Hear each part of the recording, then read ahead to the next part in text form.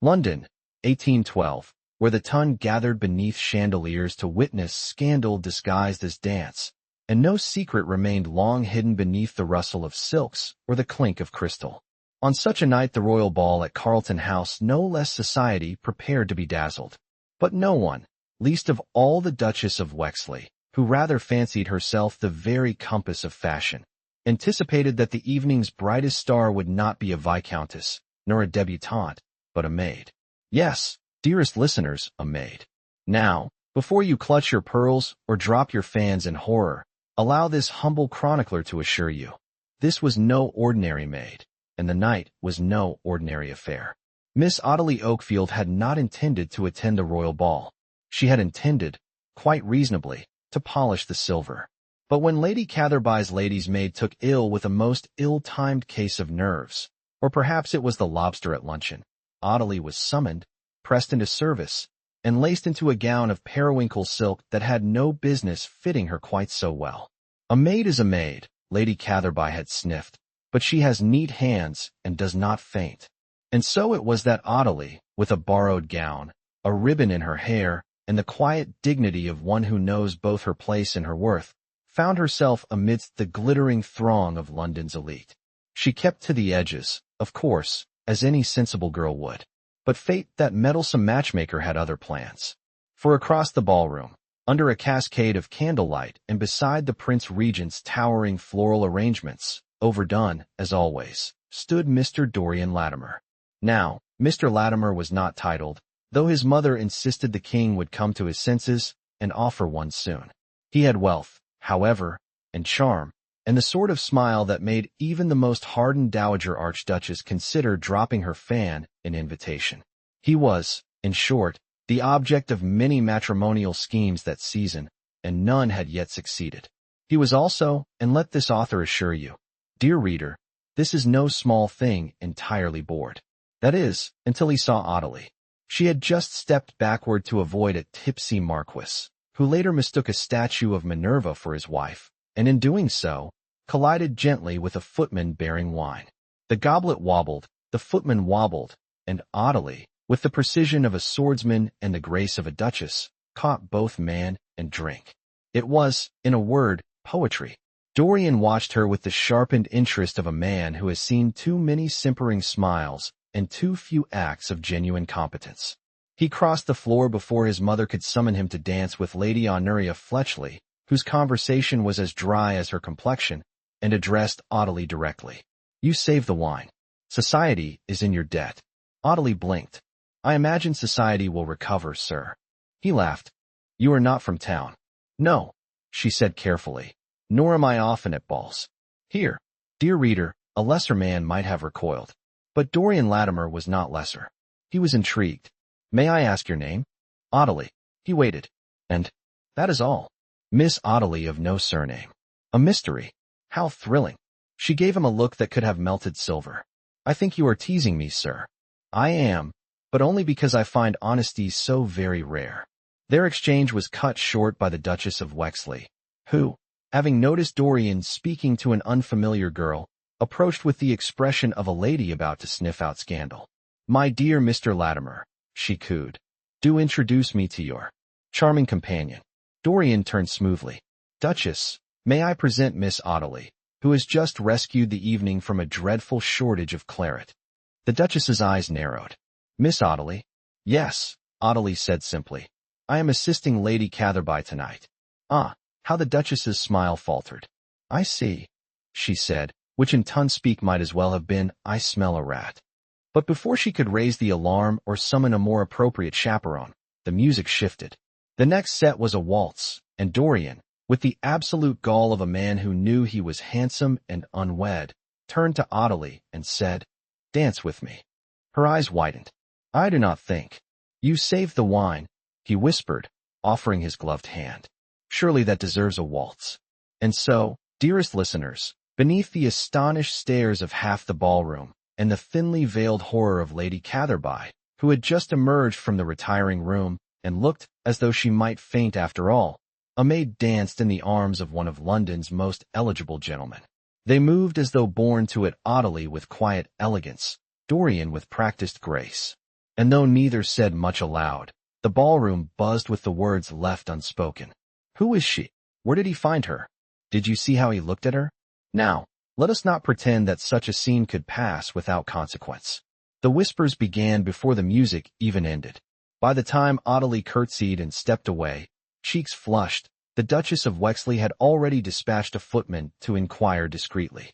But Ottilie was gone, vanished into the crowd like a princess at midnight, though she left no slipper, only a lingering sense of possibility.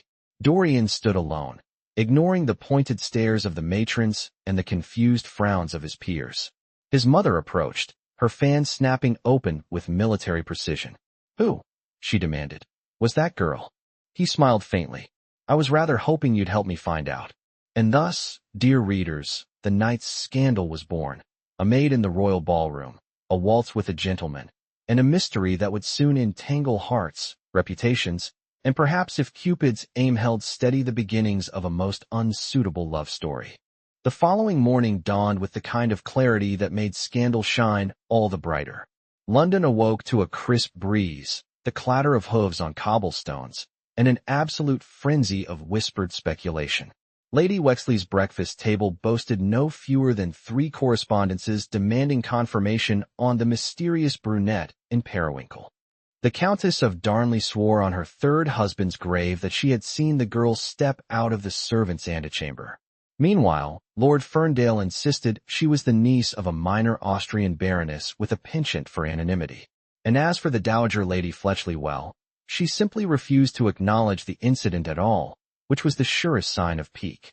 In the midst of this delightful chaos, Miss Ottilie Oakfield was polishing a brass sconce.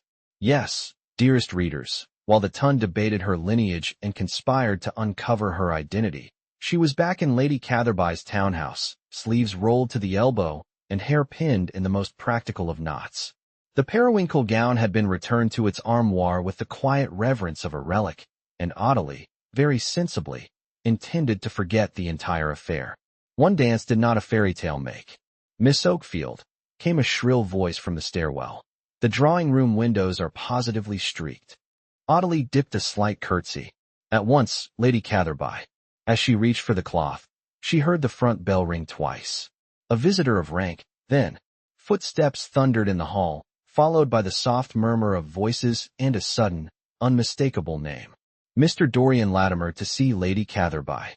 Ottilie froze, her hand still on the windowsill. Her pulse stuttered, though she told herself it was merely surprise. After all, there were any number of reasons he might visit Lady Catherby.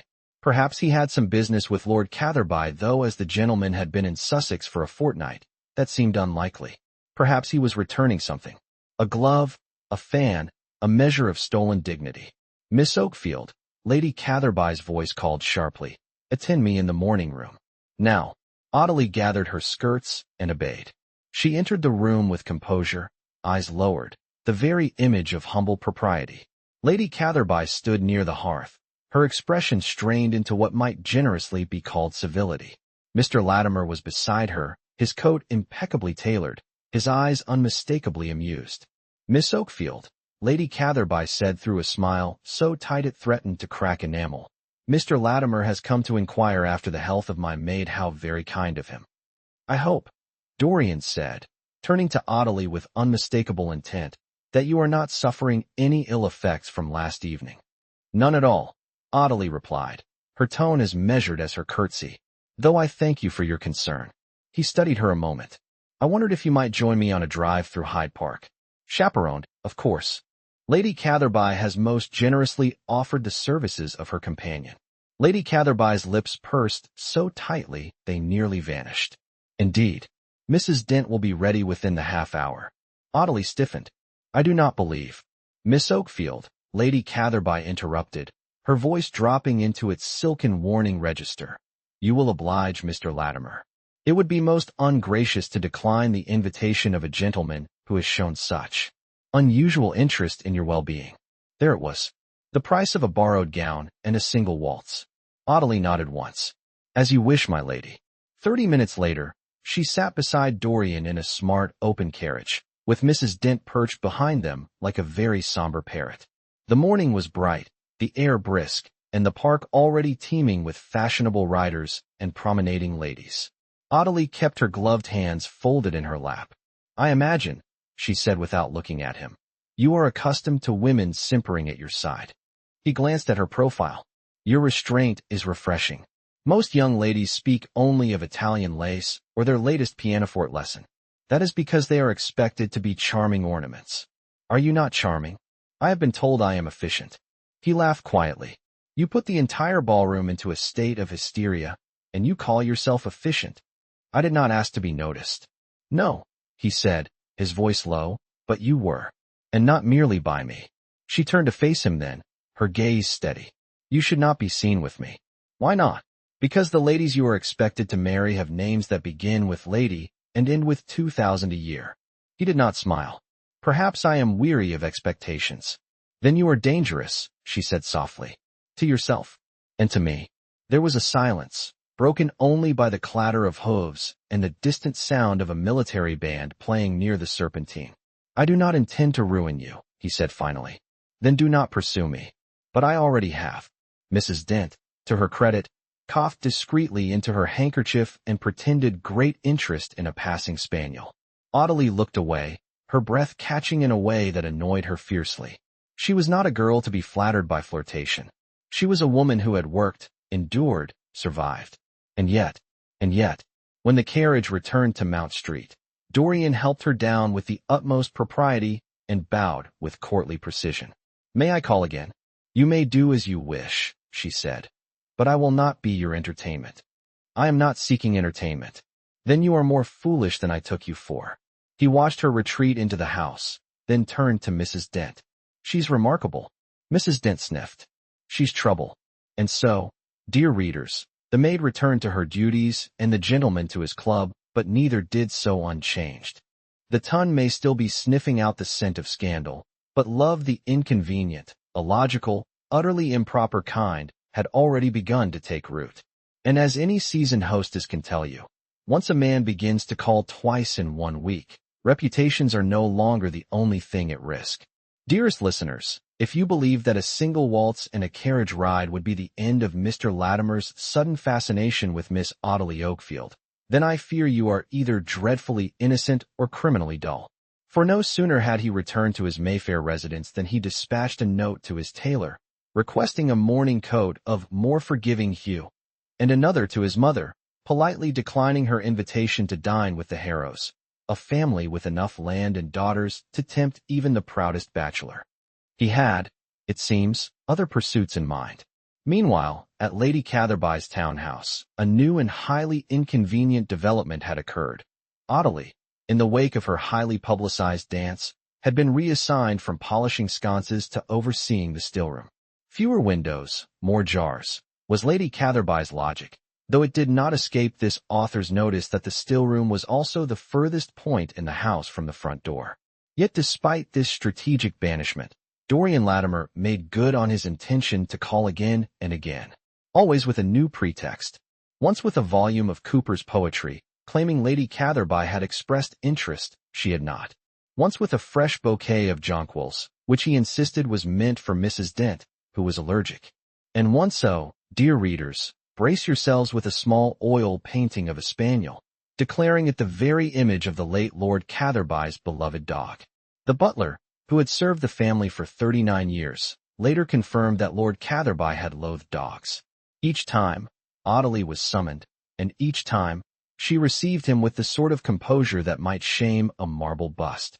But on the 4th visit, when Dorian brought no flowers, no books, and no canine tributes, the air shifted. "Have you anything to declare today?"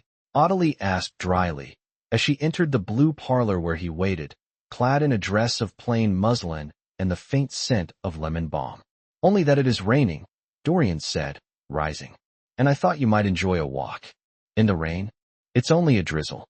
Besides, I brought 2 umbrellas. You presume I have an hour to spare." "I presume nothing," he said, offering one of the umbrellas with a bow. "Which is why I also brought a letter from Lady Catherby's modiste. She wishes you to fetch a ribbon sample." Ottilie took the note. "This is forged." Convincingly. She sighed and accepted the umbrella.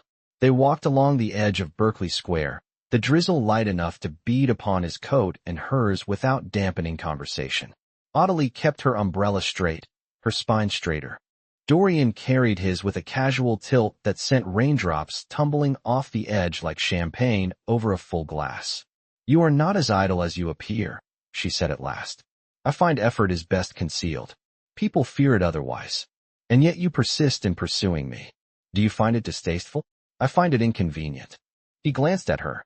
"For your reputation? For my peace." "That," he said, "is the most intriguing thing you've said yet." They passed two ladies under a shared parasol, who promptly stopped speaking and turned their heads with the synchrony of swans. Dorian offered them a nod and did not slow his step. "You do know," Ottilie said, "that the longer you are seen with me, the more they will speculate. I rather think they already are. And you are unbothered?" "Not at all. I've never cared for the kind of women who believe scandal is catching." She stopped walking. "Why are you doing this?" she asked. He paused, rain tapping the brim of his hat. "Because I find myself happier in your company than anywhere else. And I do not believe you are meant to vanish back into cellars and sculleries. And if I prefer them, you do not." She stared at him, thunderclouds gathering not in the sky, but behind her eyes. "You mistake my tolerance for encouragement. I have known men who confuse curiosity with affection. It never ends well. Not for women like me." "I am not curious," he said, stepping closer. "I am certain." She opened her mouth, but a sudden carriage wheel splashed through a puddle, drenching the hem of her gown. She gasped. Dorian, not missing a beat, unfastened his coat and draped it over her shoulders. "You are impossible," she muttered. "And yet here you are." She did not return the coat. They arrived back at the townhouse with precisely enough time for Ottilie to change her shoes and return to the still room before Lady Catherby could summon her. Dorian, for his part, left no evidence behind save a very wet umbrella with the initials DL etched in ivory. Now, dear readers, at this juncture even I, your ever faithful observer, must admit that the Tun's whispers have transformed into outright conversation. At Lady Pemberley's musicale that very evening, no fewer than 6 ladies wagered on whether Mr. Lattimer had taken leave of his senses, and one, Lady Sophronia Tuke, declared that she would sooner allow her daughter to wed a chimney sweep than a man who consorted with household staff. But love, as ever, is a most rebellious guest. It does not knock at the front door. It slips in through tradesmen's entrances, dances in borrowed shoes, and leaves the laundry scented with violets and danger. As for Ottilie, she returned to her tasks with the steadfastness of one who knows the world may turn against her at any moment.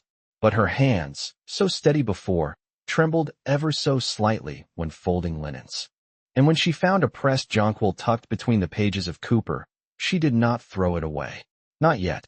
My dearest and most attentive readers, it is a truth universally whispered that once a man begins to ignore invitations to Almack's in favor of strolling through squares with a still-room maid, the Tun will not merely notice, they will bare their teeth.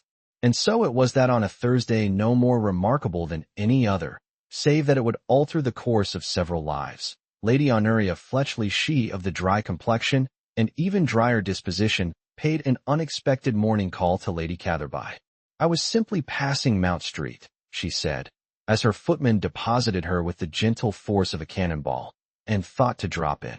This author notes with delight that Lady Honoria lives precisely 23 houses away and has not dropped in since the unfortunate incident with the salmon mousse of '09. Lady Catherby, who had just begun her second syllabub, received her with the wariness one reserves for wasps in one's bonnet. "I trust you are well," she said, gesturing to a chair with the grace of a woman already regretting her hospitality. "I am," Lady Honoria replied, seating herself without waiting. "And I trust your household is in order. I hear you've had some unusual visitors of late." Lady Catherby's spoon paused mid-air. "If you refer to Mr. Lattimer, he is a friend of the family." "Indeed? I was unaware he developed an interest in medicinal herbs and jam-making." Lady Catherby's nostrils flared very slightly, but enough to register on the Richter scale of genteel warfare. "He has taken an interest in one of my girls." "Ah," Lady Honoria said, with the satisfaction of a vulture spotting a limp rabbit. "So it is true. I did not say that. You didn't need to." Lady Catherby, who prided herself on never being outmaneuvered unless by parliament or pastry, changed tactics. You of all people should understand, Honoria. Your cousin married a wine merchant's daughter, did he not? And now lives in Brussels, Lady Honoria replied, where he can no longer embarrass us. The conversation then turned to the weather, as all conversations must when one party is plotting a social offensive. But the damage, dear readers, had already been done. That afternoon, Ottilie was summoned not to polish, nor to steep, but to the drawing room. I am sending you to Bath, Lady Catherby announced, without preamble. Ottilie stilled. For what purpose? You are to assist my cousin, Lady Tressilian, while she recovers from her gout. She requires a young woman of quiet manner and steady hands. For a moment, Ottilie said nothing. Then, you mean to remove me? Lady Catherby did not meet her gaze. I mean to place you where there will be no distractions. Ottilie's hands, folded neatly at her waist, tightened. Am I not to have a say in this? You are a servant in my household. You will go where you are needed. It was not anger that flickered across Ottilie's face. It was something colder, more resolute. As you wish. She packed that evening with the quiet efficiency of one who has packed often. The little she owned fit into a modest valise. As she folded her second-best day dress, she found the jonquil between the pages of the book. She hesitated, but then placed it carefully inside her bodice, where no one would see. She left the next morning before breakfast. Now, dear readers, you may think Mr. Lattimer would discover her departure too late, and weep into his cravat. But alas, you forget that he was no idle dandy. He was a man in love, and love, when properly provoked, can make a strategist of even the most complacent bachelor. He heard of her departure not from a servant, nor a friend, but from the haberdasher's boy, who reported quite cheerfully that the pretty one with the funny name had taken the Bath coach. Dorian was on horseback within the hour. Bath, that genteel haven of rheumatism and matchmaking, had not expected such a sudden infusion of drama, but it welcomed it with open arms. Lady Tressilian, who had not had a proper scandal since the incident with the Portuguese fencing master, was delighted to receive Ottilie, and even more delighted to discover that she had brought a mystery with her. My dear, she said over her third glass of sherry, did you or did you not dance with a gentleman in the royal ballroom? I did. And was he handsome? Yes. Lady Tressilian clapped her hands. Splendid. I've had nothing but foot poultices and dreadful novels for weeks. That evening, as Ottilie read aloud from Clarissa, a knock came at the door. The butler entered, looking slightly winded. There is a gentleman, madam. He insists he is expected. Lady Tressilian raised a brow. Does he look like he might be? He is quite tall. Show him in. And in walked Mr. Dorian Lattimer, soaked to the bone from the journey. Ottilie rose to her feet, the book forgotten.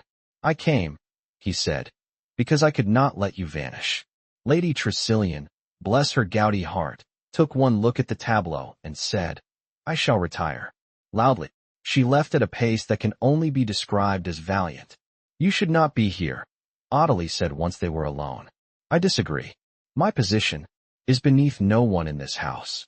She looked at him, then not with hesitation, nor irritation, but with something far more dangerous, hope. I am not some story you can rewrite to suit your whim. I know, but I think we might write something new together. She took a single step toward him. And what would your mother say? She already has. I told her if she wanted a daughter-in-law with a title, she would have to marry one herself. That drew the first true smile from Ottilie he had seen in days. You are absurd. And yet, you danced with me. She looked at the window, where the rain had begun to fall softly again. If I agree, she said slowly, I want it to be real. Not a fancy, not a rebellion. He reached for her hand. I want you. Not a scandal. Not a whim. You. She let him take it. And so, dear readers, the maid did not vanish. She did not bow her head and disappear into obscurity. She stood in a drawing room in Bath, with her hand in a gentleman's, and made a choice. One might say the ton had been outshone in the ballroom. But in truth, darling listeners, it was merely the first flicker of a love that would soon set the whole of society ablaze.